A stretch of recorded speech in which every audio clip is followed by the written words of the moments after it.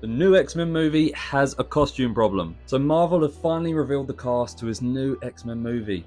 But honestly, the casting isn't the thing that I'm most worried about. I'm worried about whether these characters are actually going to be allowed to look like X-Men. Because we've already spent years watching some of the most visually distinctive superheroes in comics slowly transform into a tactical clothing catalogue. But here's the annoying part. The black leather back then wasn't necessarily a stupid decision, and simply putting everyone back into bright comic costumes isn't automatically going to fix it either. So what should a modern live action X-Men costume actually preserve? That is the interesting bit that I want to get to in this video. So Marvel announced the new principal cast at D23, including Kit Connor as Cyclops, Sadie Sink as Jean Grey, Indy Navarrete as Rogue, Maya Boyd as Storm, and Samara Weaving as Emma Frost, Christopher Abbott as Xavier, and Adam Driver as Mr. Sinister. The film is currently scheduled for a May 5th, 2028 release. And interestingly, Kevin Feige has already said that this time Marvel wants to embrace the colourful, comic accurate visual identity that the early X-Men films avoided, which is good. But there is a huge difference between comic book accuracy and good costume design, because if Marvel takes these costumes too literally, you risk it just being cosplay. But if they make them too realistic, you risk making the X-Men ashamed to look like X-Men again. The solution sits somewhere in the middle, I believe, and I think it comes down to something I call a character's visual code. So let's go back to the 2000s. The very first live-action X-Men famously put almost the entire team into matching black leather, from Cyclops, Storm, Jean, Wolverine. And from a modern perspective, it is very easy to look at that and say, why would you take one of the most colourful superhero teams ever created and dress everybody like they're going to the same nightclub? But context matters. The film arrived at a point when studios were still nervous about whether mainstream audiences would accept comic book imagery without it being toned down. Kevin Feige has since explained that The Matrix was actually a huge influence on the studio, thinking at the time black leather looked contemporary, serious, and successful. The original X-Men film even jokes about being in alternative yellow spandex. And as a team uniform, I feel like it actually kind of worked. The same materials, same X buckles, same general shapes. You instantly understand that these people belong to the same organization, the same team. The problem is that the costume succeeds at communicating X-Men while weakening Cyclops, Storm, Jean Grey, and Wolverine, and all the other characters. And that is the trade-off. The team becomes visually unified, but the individuals become less visually distinctive. And for the X-Men specifically, I think that's kind of backwards, because this isn't meant to be a military unit full of interchangeable soldiers. The entire idea of the X-Men is that they are dramatically different people trying to function as one group. Their costume design should communicate exactly that. So I guess the obvious answer is bright colours, huge boots, yellow trunks, masks, capes. Problem solved. Except not quite, because comic artwork and live action communicate differently. An artist can exaggerate a shoulder, simplify a boot into free graphic shapes, or use enormous areas of flat yellow because the entire image is already stylized. Put that exact construction onto a real human body under realistic lighting, and suddenly something that looked graphic on paper can start feeling like fancy dress. So the goal shouldn't be copy every scene, it should be preserve the visual code. What are the 2 or 3 things you could never remove without damaging the character? And every X-Men has that different answer. And every X-Men character has a different answer. I mean, let's start with Cyclops. His visual identity is ridiculously strong. You have the visor, the blue, the yellow straps, and extremely clean geometric shapes running through the costume. The visor is the most important part because Scott doesn't get conventional eye contact. Marvel's own X-Men 97 design discussions have highlighted the challenge of expressing Cyclops when the visor permanently covers his eyes. So his costume has to help perform some of the characterization normally carried by the face. That means the new film does not need to recreate Jim Lee's costume stitch for stitch. You could change the materials, add protection, break the yellow into smaller shapes, make the blue almost black, but if you remove the visor and reduce the blue and yellow relationship until he becomes this generic tactical man number 4, you've thrown away free character design. Cyclops should probably be the most structurally controlled costume on the team. He's disciplined, rigid, precise. The costume can tell us that before he even opens his mouth. That is strong visual storytelling. And Storm proves something completely different, because unlike Cyclops, she has worn radically different colour palettes over the years. We've seen her in black, white, silver, gold, leather, a mohawk era punk clothing, and somehow she nearly always still looks like Storm. And why is that? It's down to the silhouette. You have the white hair, a cape or large flowing shape connecting the arms and body, long lines, a regal posture.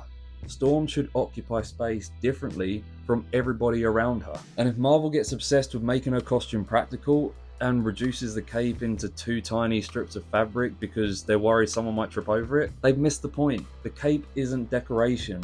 It makes her wider. It makes her movement more dramatic. And when she's airborne, it turns the body into this enormous graphic shape. Storm's costume should make her look less like a superhero who controls weather and more like the weather decided to become a person. That is what you preserve. Now, talking about Rogue, who has the almost opposite problem. Her most iconic design has a lot going on, with the green, yellow, huge hair, white streak and gloves, headband, and that brown bomber jacket that she often wears. That jacket is one of those tiny decisions that completely changes the character. Remove it, and Rogue becomes much more conventionally superheroic.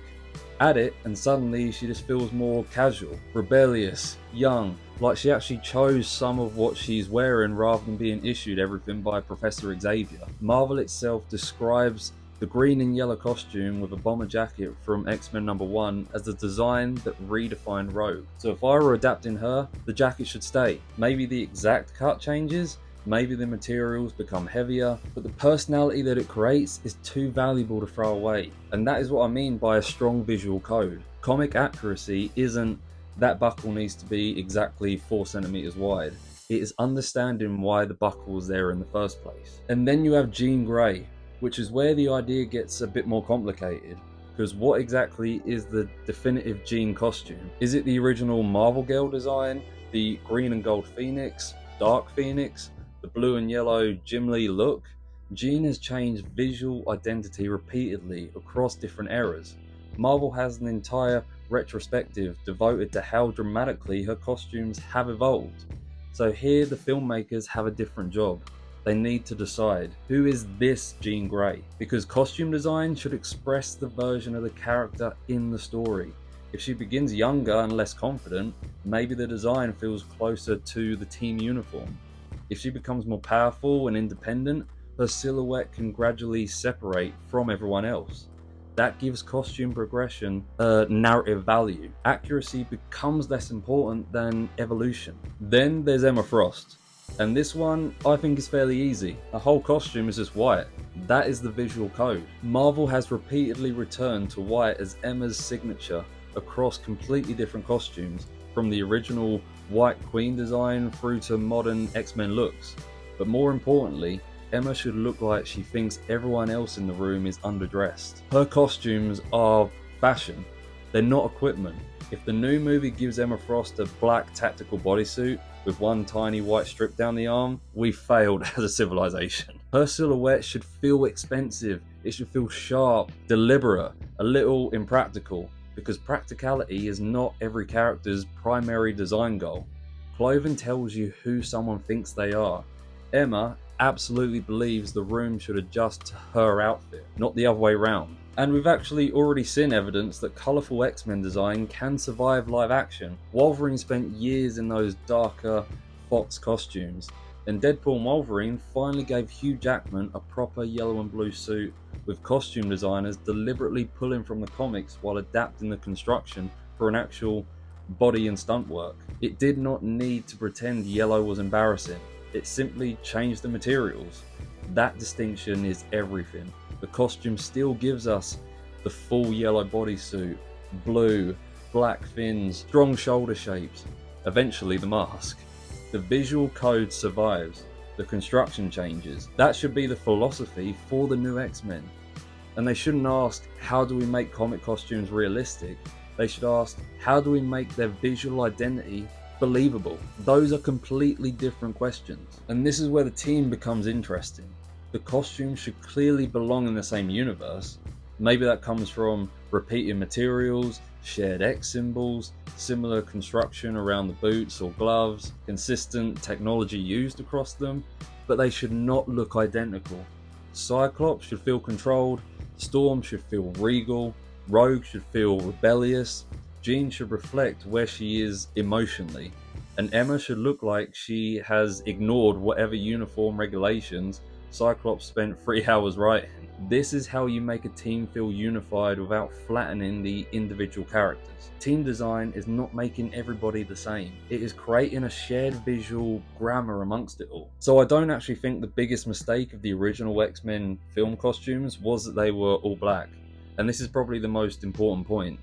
Black wasn't the problem, fear was. The visual direction came from a period when comic book imagery still needed to be translated into something audiences were assumed to find more acceptable. 28 years later, the new X-Men movie doesn't have to apologize for being adapted from a comic. Marvel already seems to understand that, so hopefully they'll carry it forward. Now the challenge is making sure comic accurate doesn't simply mean copying pictures, because the best adaptation preserves what made the design memorable in the first place. Cyclops needs structure, Storm needs silhouette, Rogue needs personality, and Jean needs evolution, and Emma just needs fashion. The exact seams can change, the materials can change, the proportions can even change, but the identity cannot. That is what I want from Marvel's new X-Men film. Not superheroes wearing costumes that happen to resemble the comics, just characters who feel like they could never have worn anything else. So if you enjoy these professional breakdowns of comic art, character design, movie posters, visual storytelling, then please subscribe, because I'm going to be doing a lot more of these. And please tell me down in the comments which X-Men costume absolutely has to survive the transition into the new movie. And if you are an artist trying to improve your own work while building a professional creative career, my book, The Profitable Artist, covers portfolios, positioning, pricing, and getting better clients. And the link to that is in the description below. And as always, thank you for watching.